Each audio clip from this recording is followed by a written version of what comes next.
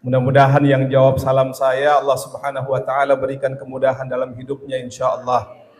Allah tambahkan rezekinya, Allah sehatkan, Allah izinkan untuk bisa pergi haji insyaallah. Assalamualaikum warahmatullahi wabarakatuh.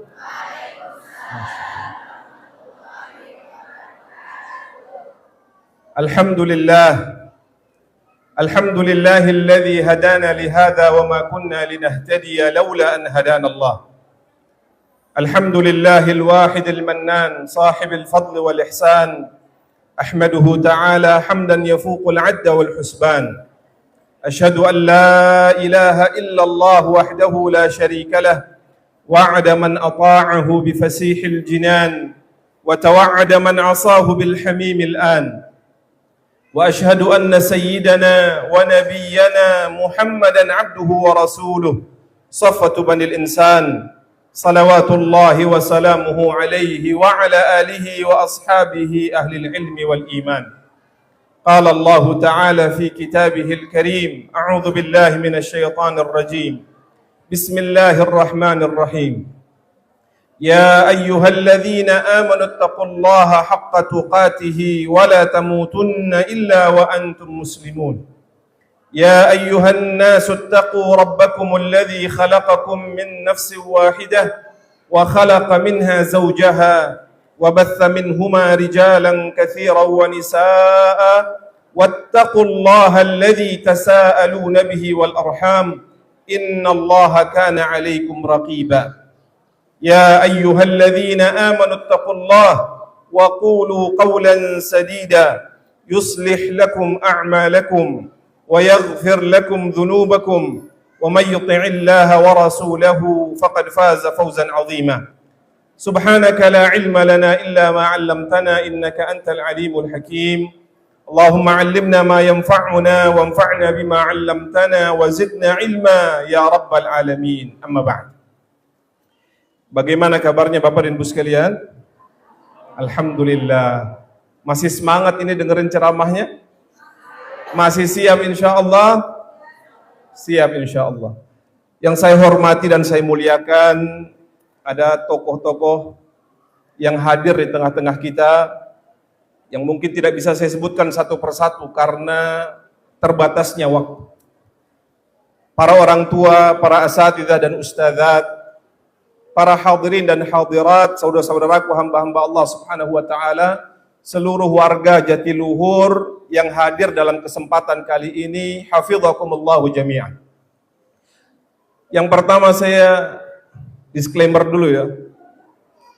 Saya dihubungi oleh panitia sepekan yang lalu atau 2 pekan yang lalu, meminta kesediaan untuk mengisi. Kebetulan hari ini ada beberapa agenda.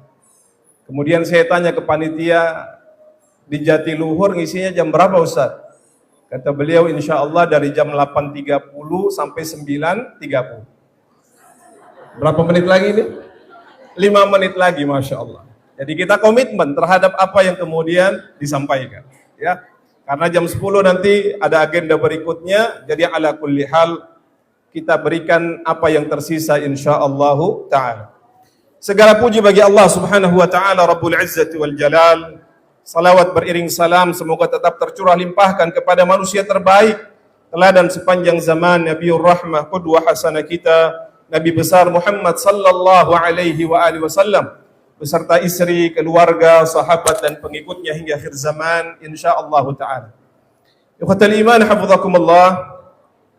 Senang rasanya bisa hadir di tengah-tengah warga yang begitu antusias di dalam menghadiri undangan yang diadakan oleh IKADI Jatiluhur. Undangan ini kita hadiri sebagai bentuk kepatuhan dan ketaatan kita kepada Allah Subhanahu wa taala. Bahwa kemarin di bulan Ramadan kita sudah melakukan ibadah yang begitu banyak yang dicontohkan oleh Rasul sallallahu alaihi wasallam. Berpuasa 30 hari, melakukan qiyam, bersadaqah, berinfak, menunjukkan kepedulian kita dengan sesama. Maka kata Imam An-Nawawi rahimahullahu ta'ala, untuk melihat kadar dari keimanan kita yang telah kita rawat di bulan Ramadan kemarin, Syawal inilah waktu yang pertama untuk mengujinya. Kata Imam Hasan Al-Basri rahimahullahu ta'ala, dan ini dikutip dalam kitab Ad-Durrul Manthur. Beliau mengatakan, ada tanda-tanda yang Allah subhanahu wa ta'ala tampakkan dari diterima atau ditolaknya amal seseorang ketika beribadah kepada Allah. Terutama pada amalan-amalan besar yang dia lakukan. Dan kita semua sepakat bahwasanya Ramadan adalah salah satu syiar besar yang Allah subhanahu wa ta'ala hadirkan. Yang kata Allah, wa may yu'azzim sya'airallah fa innaha min taqwal qulub. Dan barang siapa yang mengagungkan syiar-syiar Allah, dan salah satu syiar terbesarnya adalah Ramadan, maka itu datangnya dari ketakwaan hati kepada Allah subhanahu wa ta'ala.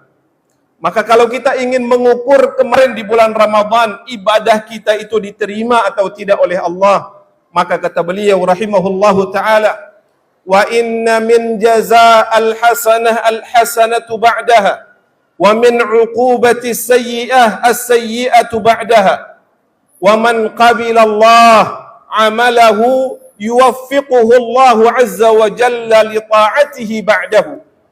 Faman kanat fi Ramadan wajada ziyadah fahuwa fi ziyadati ta'ah, wa man wajada ghaira dhalik fahuwa fi nuqsan.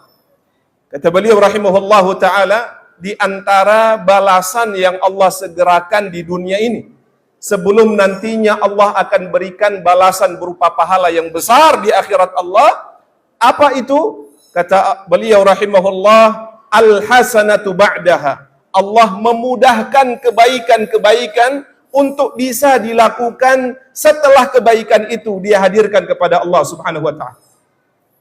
Jadi kita kalau ingin mengukur Allah subhanahu wa ta'ala menerima atau tidak amal kita, maka lihat apa yang kita lakukan setelah amal itu kita hadirkan.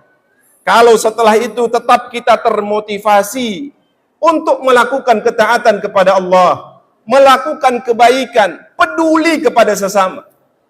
Kalau kita ingin mengukur ketika di Ramadan kemarin, kepedulian kita, sedekah kita, infak kita, berbaginya kita, diterima atau tidak oleh Allah subhanahu wa ta'ala, maka lihat apa yang kita lakukan di bulan Syawal ini.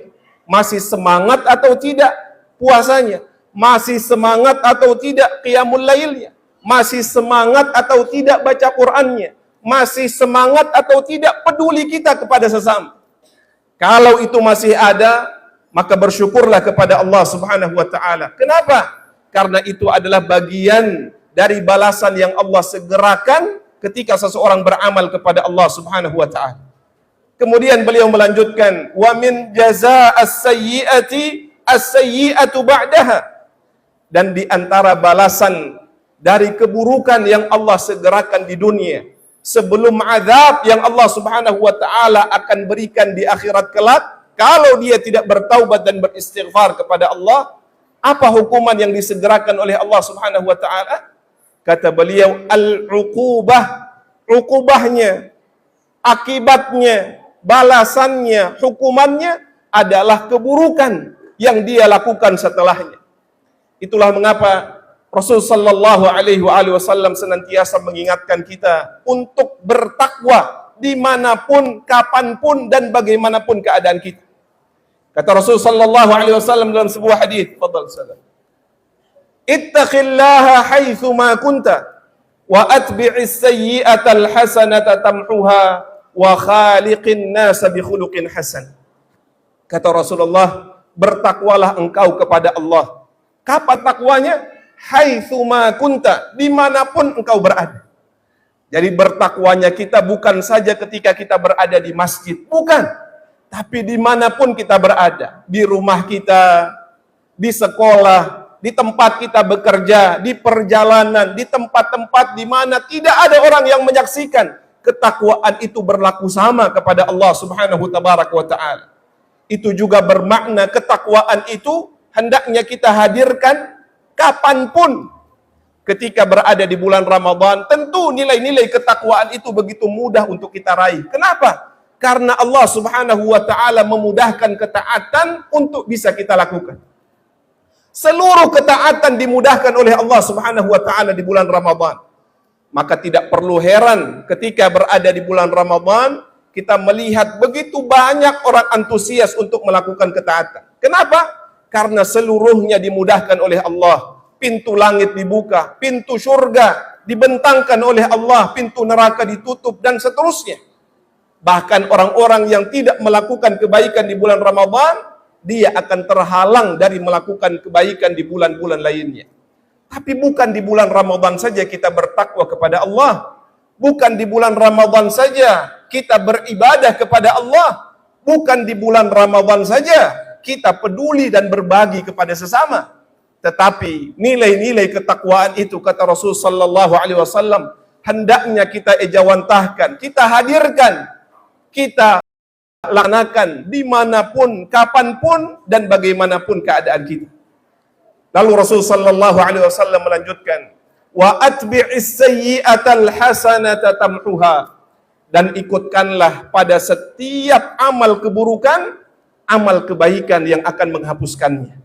Ini menunjukkan betapa besar kasih sayang Allah Subhanahu wa taala kepada kita.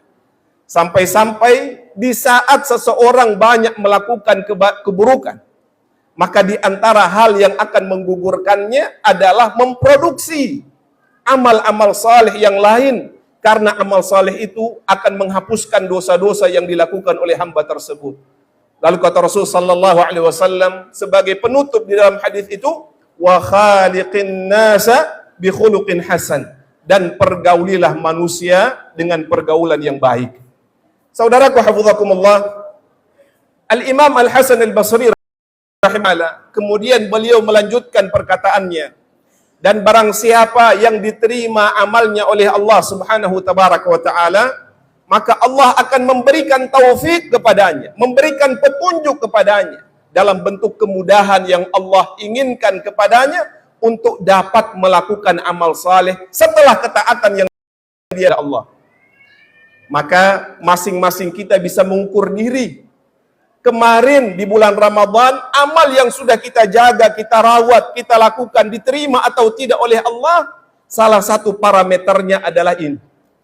Kalau setelah Ramadan kita masih bersemangat hadir kajian, semangat membaca Al-Quran, semangat berpuasa, yang masih punya hutang, dia semangat bayar hutang puasanya, yang belum puasa Syawal, dia bersemangat untuk melakukan puasa Syawalnya, masih saja dia melakukan ketaatan-ketaatan yang telah dia rawat, maka bersyukurlah, karena itu adalah tanda dari penerimaan Allah Subhanahu wa ta'ala atas amal-amal yang kita lakukan, dan semoga itu semua termasuk di dalam diri kita.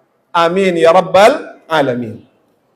Yang kedua yang ingin kita sampaikan dalam kesempatan kali ini adalah bahwa hadirnya kita di sini, berkumpulnya kita di sini adalah bagian dari rahmat dan kasih sayang Allah Subhanahu wa taala kepada kita semua. Tidak mungkin Ustadz Riansyah bisa mengumpulkan begitu banyak warga Jatiluhur kalau bukan Allah Subhanahu wa taala yang mengasihi. Kalau bukan karena Allah Subhanahu wa taala yang menggerakkan. Ini semua adalah bagian dari kasih sayang Allah Subhanahu wa taala. Dan kata para ulama, Allah memiliki sifat dasar yaitu Ar-Rahman dan Ar-Rahim. Bahkan kata silaturrahim yang terpampang di atas ini adalah merupakan bagian dari salah satu nama dan sifat-sifat Allah Subhanahu wa taala yang mulia. Dalam sebuah hadis qudsi Allah Subhanahu wa taala berfirman, "Anallah wa anar Rahman." Kata Allah, akulah Allah dan akulah Ar-Rahman yang Maha Pengasih lagi Maha Penyayang. Lalu kata Allah Subhanahu wa taala, "Wa khalaqtur rahim." Kemudian akulah yang telah menciptakan Ar-Rahim. Wa syaqaqtu laha isman min ismi, dan akulah yang mengambil dari namaku untuk aku berikan kepadanya. Jadi Ar-Rahim itu yang kita sebut dengan silaturrahim ini adalah satu nama yang diambil dari salah satu sifat dan nama Allah Subhanahu wa taala. Kata Allah Subhanahu wa taala, syaqaqtu laha isman min ismi. Aku mengambil namaku, sifatku, dan aku berikan kepadanya Ar-Rahim itu. Faman wasalahu wasaltuhu, wa man qata'ahu qata'tuhu. Dan barang siapa yang menyambungnya, niscaya aku akan membangun, menyambung hubungan dengannya. Dan barang siapa yang memutuskannya, niscaya aku juga akan memutuskan hubungan dengannya. Wal'iyadu billah. Maka yang ini kita sampaikan ikhwatal iman. Rahmat dan kasih sayang Allah subhanahu wa ta'ala kepada kita selaku hamba-hambanya itu sangat besar. Para ulama menguraikan, kalau kita ingin melihat betapa kasih sayang Allah itu sangat dominan di dalam kehidupan kita, salah satu yang terlihat jelas kata para ulama adalah dari amal, perbuatan serta balasan yang Allah subhanahu wa ta'ala berikan kepada kita.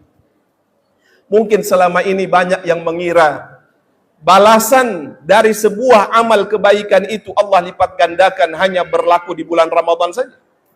Tapi ketahuilah saudaraku hafizakumullah, di antara kenapa kita harus beribadah sepanjang hidup kita, karena kasih sayang Allah itu berlaku tidak hanya di bulan Ramadan, tapi di sepanjang umur yang Allah subhanahu wa ta'ala berikan kepada kita. Kasih sayang itu akan senantiasa Allah curahkan selama hamba-hamba Allah subhanahu wa ta'ala mau untuk kembali dan mengharap keridhaan Allah subhanahu jalla wa'ala. Dalam sebuah hadis yang sahih diriwayatkan Imam Bukhari, Imam Muslim, bahkan bukan saja derajatnya itu muttafaqun alaih dari sisi makna, tetapi disepakati kesahihannya itu fi kulli harfin min hurufihi. Imam Bukhari, Imam Muslim bersepakat atas kesahihan hadis ini pada setiap huruf yang dilafadzkan di dalam riwayat tersebut. Dari seorang sahabiyun jalil yang bernama Abdullah bin Abbas radhiyallahu anhuma. Beliau mengatakan, anna Rasulullah sallallahu alaihi wasallam qala fima yarwihi an rabbih azza wa jalla. Bahwasanya Rasul sallallahu alaihi wasallam bersabda atas apa yang beliau riwayatkan dari Tuhannya, dari Allah subhanahu wa ta'ala. Maka kalau kita perhatikan hadis ini, kita menyebutnya hadis apa Pak, Ibu? Hadis qudsi. Hadis ini adalah hadis yang lafadznya itu Rasulullah dapatkan secara langsung dari Allah subhanahu wa ta'ala. Dengan kata lain, hadis qudsi itu juga adalah wahyu yang Allah subhanahu wa ta'ala turunkan. Apa bedanya dengan Al-Quran? Bahwa Al-Quran itu bisa kita baca di dalam salat. Dia wahyu yang sifatnya muta'abbadun bitilawati. Ketika kita membacanya, kita dinilai ibadah, yakni di dalam salat kita. Adapun hadis qudsi, meskipun dia adalah wahyu yang Allah turunkan, tapi sifatnya ghairu muta'abbadin bitilawatihi. Dia tidak bisa kita baca di dalam salat kita. Justru kalau membaca hadis qudsi dalam salat, salatnya jadi apa, Bu? Batal, karena dia bukan bacaan salat. Maka kata Rasul sallallahu alaihi wasallam ketika meriwayatkan hadis ini dari Allah Subhanahu wa taala, annallaha qala, sesungguhnya Allah berfirman. Apa kata Allah Subhanahu wa taala? Innallaha katabal hasanati was sayyi'at, thumma bayyana dzalik. Sesungguhnya Allah Subhanahu wa taala telah menetapkan, Allah menggariskan, Allah menuliskan, Allah mencatatkan. Apa yang Allah catatkan, Allah tuliskan. Al-hasanat was-sayyi'at. Kebaikan-kebaikan dan keburukan-keburukan. Thumma bayyana dzalik. Kemudian Allah menjelaskan bagaimana kebaikan dan keburukan itu dicatat oleh Allah Subhanahu wa taala. Lagi-lagi kata para ulama, ini merupakan gambaran dari kasih sayang Allah kepada kita selaku hamba-hamba. Allah melanjutkan di dalam hadis itu. Kata Allah Subhanahu wa taala, "Faman hamma bihasanatin falam ya'malha katabaha Allahu 'indahu hasanah kamilah." Barang siapa yang berazam di dalam hatinya. Hamma di sini ibu-ibu yang dirahmati Allah taala, bapak-bapak yang dimuliakan, kata Imam An-Nawawi rahimahullahu taala, maknanya adalah sesuatu yang dia hadirkan di dalam hati. Jadi bukan sekedar pembicaraan hati atau sesuatu yang terlewat di dalam benak. Contohnya ibu-ibu ketika bangun, lalu memikirkan sesuatu, hari ini mau masak itu. Sesuatu yang kemudian hanya terlewat, maka tidak berlaku di dalam hadis ini.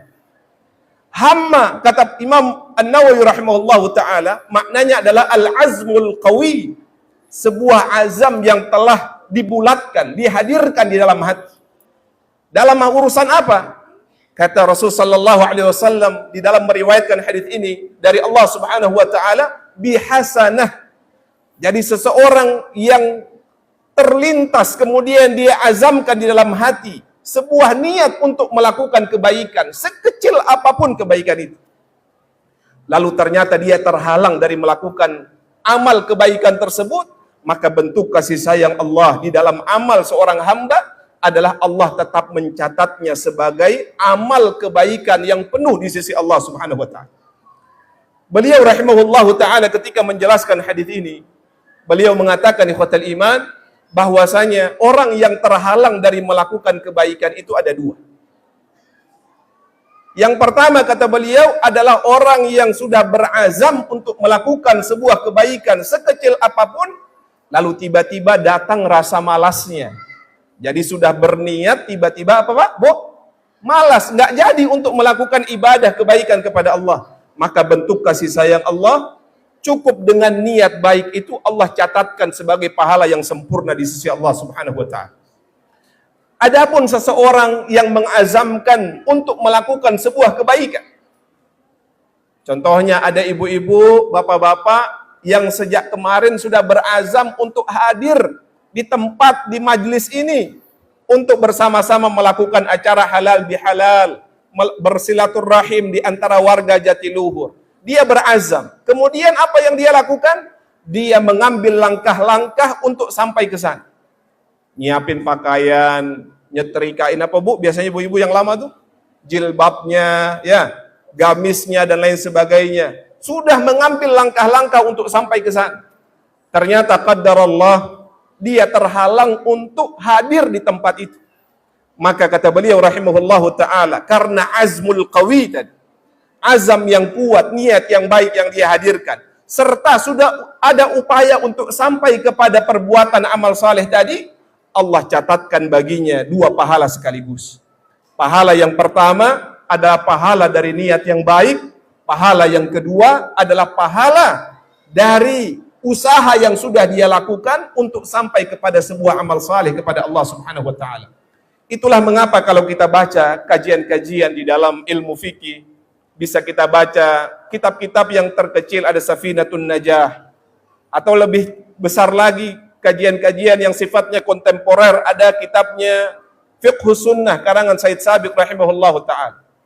Dan di antara hal yang sering disampaikan di dalam melakukan sebuah amal, hendaknya seseorang menghadirkan adab di dalam melakukan. Contohnya, ketika kita mengkaji tentang adabu qiyamil lail. Jadi dalam kitab fikih itu, selain tentang apa hukum melakukan salat malam, sebelumnya ada penjelasan tentang adab di dalam melakukan salat malam. Adab ini berfungsi adalah untuk menyempurnakan pahala yang kita dapatkan. Adab ini berfungsi adalah untuk memperindah tampilan dari ibadah yang dilakukan. Sehingga kata para ulama, kalau inti dalam beribadah itu adalah sebuah amal, maka adab itu seperti kemasan. Jadi kalau kita hanya membeli air putih tanpa kemasan itu menarik, mungkin naam fungsinya bisa kita dapatkan. Hilang haus kita ketika kita meminumnya. Tapi kalau di packaging dengan baik, kemasannya itu dihadirkan dengan sempurna, maka ketertarikan seseorang untuk membeli dan memilikinya itu jauh lebih besar.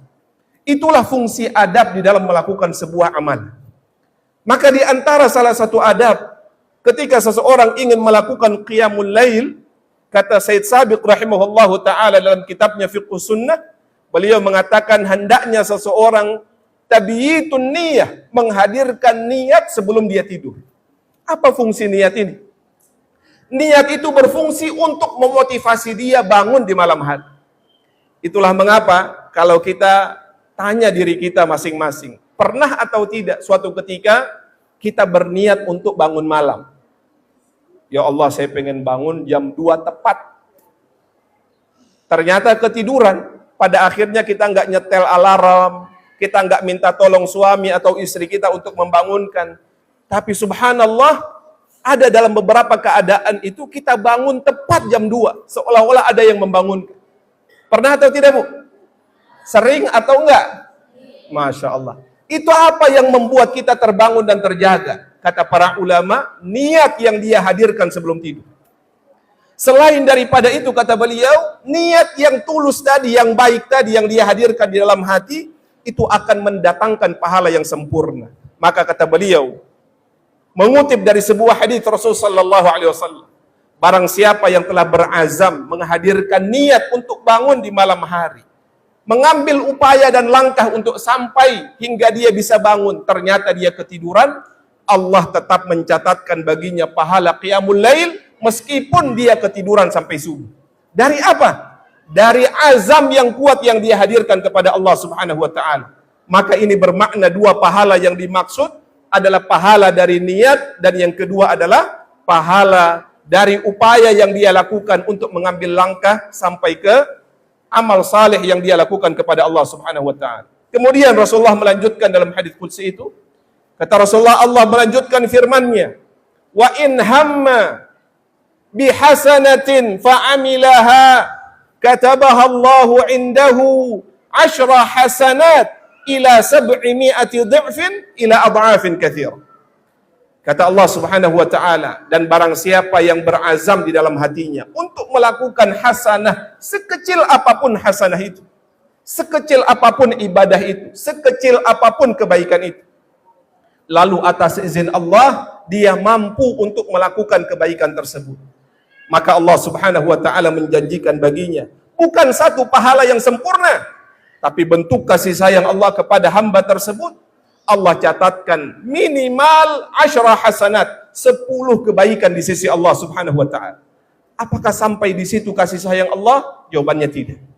Kalau seseorang beramal dengan ikhlas kepada Allah Subhanahu wa taala, kalau seseorang beramal penuh dengan ihsan kepada Allah Subhanahu wa taala, maka tidak hanya 10 kebaikan yang Allah berikan, tapi kata Allah, ila 700 dhifin, Allah lipat gandakan kebaikan itu menjadi 700 kali lipat. Ila adhafin katsirah, sampai pada bilangan lipatan-lipatan yang begitu banyak, yang mengetahuinya hanya Allah Subhanahu wa taala. Itulah pentingnya pelaku ikhlas dan ihsan di dalam melakukan setiap ibadah. Saya ingin bertanya, Bapak dan Ibu sekalian, Bapak dan Ibu hadir di sini karena siapa, Pak, Ibu? Karena siapa, Pak, Ibu? Jawabannya karena Allah Subhanahu wa taala. Kalau itu adalah jawaban yang benar, benar-benar ikhlas karena Allah, maka keistimewaan ini insya Allah kita dapatkan. Tapi kalau seandainya hadirnya kita di sini hanya sekedar untuk memenuhi perintah dari ustazah, besok datang ya, awas nggak datang, nanti dia absen loh. Kalau itu yang terjadi, maka kita perlu memperbaiki niat. Kenapa? Niat itulah yang sangat menentukan baik atau buruknya amal, diterima atau tidaknya amal di sisi Allah. Abdullah ibn Mubarak rahimahullahu ta'ala, beliau mengatakan, Rubba amalin saghirin tukabbiruhun niyah. Betapa banyak amalan-amalan yang kecil, tapi dibesarkan karena niat yang ikhlas karena Allah Subhanahu wa ta'ala. Hadir di sini sebentar, niatnya ikhlas, Allah turunkan malaikah untuk membawa rahmat, didoakan, nama ibu-ibu, bapak-bapak disebut di sisi Allah. Kenapa? Berkumpulnya kita di sini untuk melakukan ketaatan kepada Allah. Kita mendengar bacaan Al-Quran, kita mentadaburi ayat-ayat Al-Quran. Maka berlakulah sabda Rasul sallallahu alaihi wasallam, majtama'a qaumun fi baitin min buyutillah yatluna kitab Allah wa yatadarasuna bainahum illa nazalat alaihimus sakinah wa haffathumul malaikah wa ghashiyatuhumur rahmah wa dzakarallahu indahum, atau kama qala Rasulullah sallallahu alaihi wasallam. Jadi orang-orang yang berkumpul karena Allah tadi di salah satu rumah Allah, Allah akan turunkan malaikat membawa rahmat. Allah menyebut-nyebut nama mereka, Allah mengampuni dosa-dosa mereka. Tapi syaratnya apa tadi, Bu? Melakukannya ikhlas karena Allah Subhanahu wa taala. Kemudian Allah Subhanahu wa taala melanjutkan di dalam firman-Nya, wa in hamma bi sayyi'atin falam ya'malha katabaha Allahu indahu hasanah kamilah. Di antara bentuk kasih sayang Allah kepada kita adalah bahwa ketika seorang hamba itu bermaksiat kepada Allah, bahkan dia menghadirkan niat untuk bermaksiat kepada Allah, maka Allah Subhanahu tabaraka wa taala melihat apa yang dia lakukan. Kalau dari niat maksiat tadi ternyata dia meninggalkannya karena Allah, maka Allah mengganti dari niat yang buruk tadi sebuah kebaikan yang sempurna di sisi Allah. Dan kata Allah Subhanahu wa taala, wa in hamma biha fa'amilaha katabaha Allahu indahu hasanah kamilah, atau sebelumnya katabaha Allahu indahu sayyi'ah wahidah. Tetapi barang siapa yang berazam untuk bermaksiat kepada Allah, lalu pada akhirnya dia mewujudkan niat buruk tadi, kemaksiatan tadi, maka lagi-lagi bentuk kasih sayang Allah kepadanya, Allah tidak membalasnya menjadi 10 keburukan. Tapi bentuk kasih sayang Allah adalah Allah hanya mencatatkan baginya 1 dosa saja di sisi Allah Subhanahu wa taala.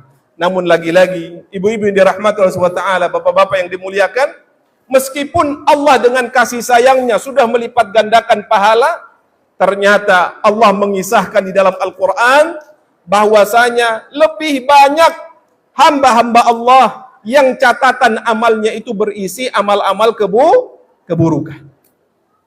Oleh karenanya, ikhwatal iman hafizakumullah, karena Allah Subhanahu wa taala yang Maha Rahman, yang Maha Rahim telah mengasihi kita, maka Allah Subhanahu wa taala dengan nama tersebut juga memerintahkan kita, di antaranya adalah untuk menyambung tali silaturahim.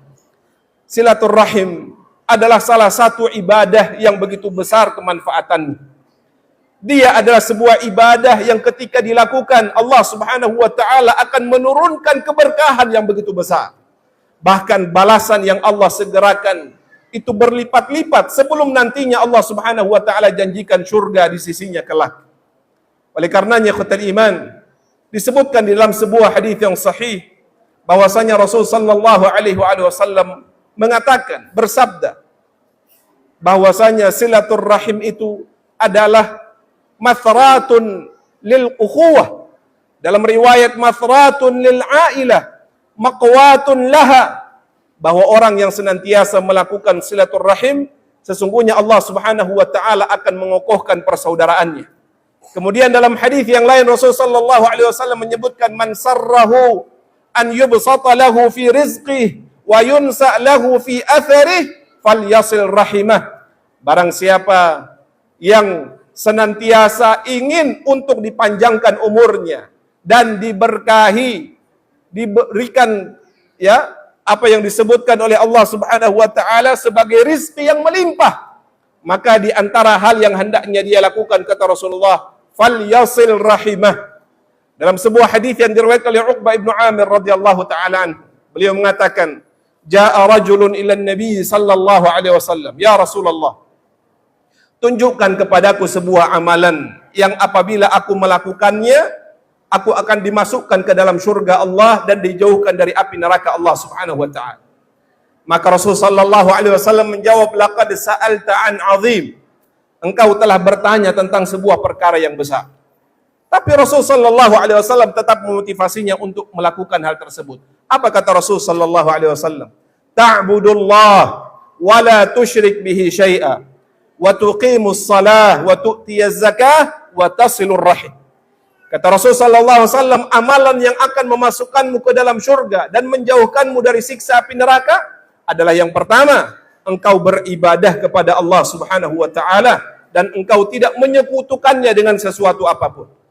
Kemudian kata Rasulullah, wa tuqimus salah, engkau senantiasa mendirikan salat, wa tu'ti az-zakah, dan engkau menunaikan zakat, wa tasilur rahim, dan engkau senantiasa menyambung tali silaturahim, maka amalan-amalan inilah yang akan memasukkanmu ke dalam surga dan menjauhkanmu dari siksa api neraka Allah Subhanahu wa taala. Oleh karenanya, ikhwatal iman, dari tema yang disampaikan tadi, bahwa di antara potensi terbesar yang dimiliki oleh umat ini tidak lain adalah jalinan ukhuwah dan silaturahim yang menjadi satu pondasi dasar yang diajarkan oleh Rasul sallallahu alaihi wasallam kepada kita. Modal silaturahim inilah yang kemudian akan mengetahui potensi-potensi yang begitu besar yang dimiliki oleh umat ini.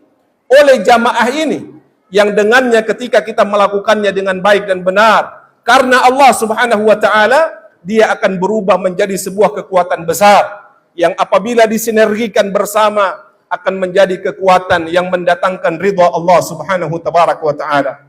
Rasul sallallahu alaihi wasallam ketika pertama kali menginjakkan kaki di kota Madinah, seperti yang diriwayatkan oleh seorang sahabat yang bernama Abdullah ibnu Salam radhiyallahu taala anhu.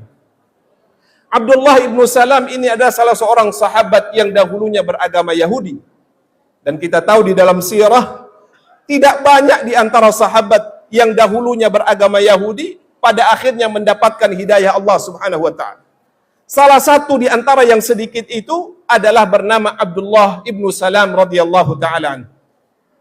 Beliau mengatakan, di saat Nabi sallallahu alaihi wasallam pertama kali tiba di kota Madinah, maka injafalan nas, manusia itu berbondong-bondong untuk melihat wajah beliau yang mulia, melihat sosok beliau yang selama ini hanya didengar saja, diceritakan oleh sahabat-sahabat yang telah berhijrah dahulu.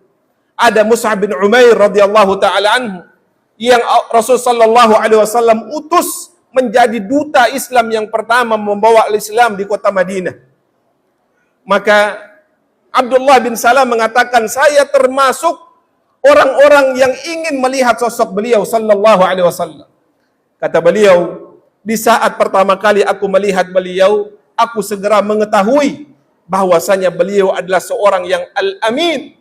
Beliau adalah orang yang terpercaya. Dari mimik, raut wajah, pancaran dari senyuman yang beliau berikan kepada siapapun yang beliau temui. Dan ini adalah merupakan karakter dari orang-orang yang beriman.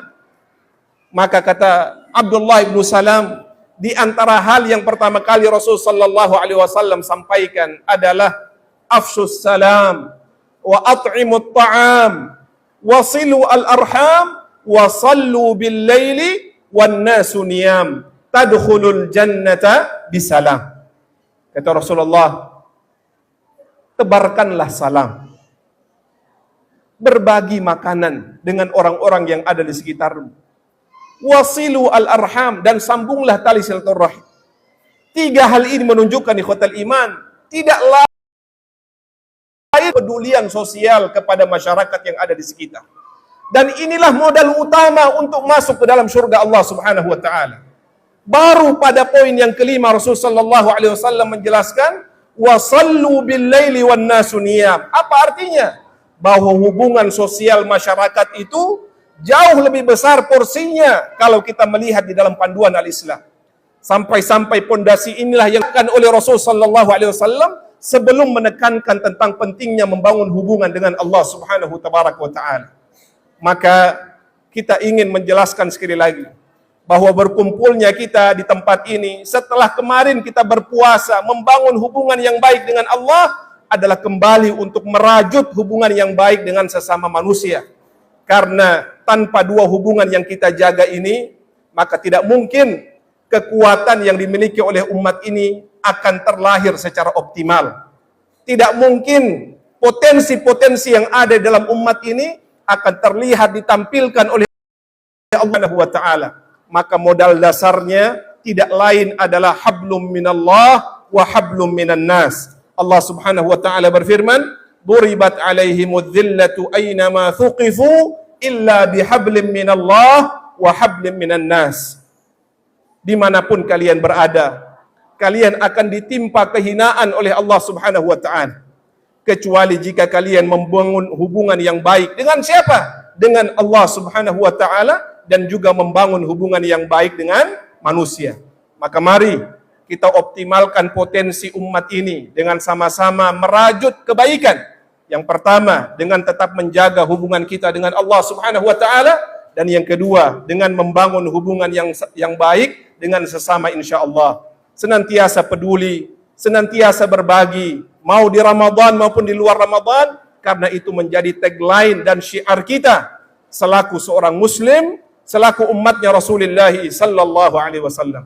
Mudah-mudahan ada manfaatnya. Saya tidak buka sesi tanya jawab karena sudah jam 10 lebih. Saya undur diri, kebenaran dari Allah, kesalahan dari saya dan syaitan. Semoga Allah ampuni kita semua. Hadanallahu wa iyyakum ajma'in. wallahu al-muwaffiq ila aqwamit thariq. Thumma assalamu alaikum warahmatullahi wabarakatuh.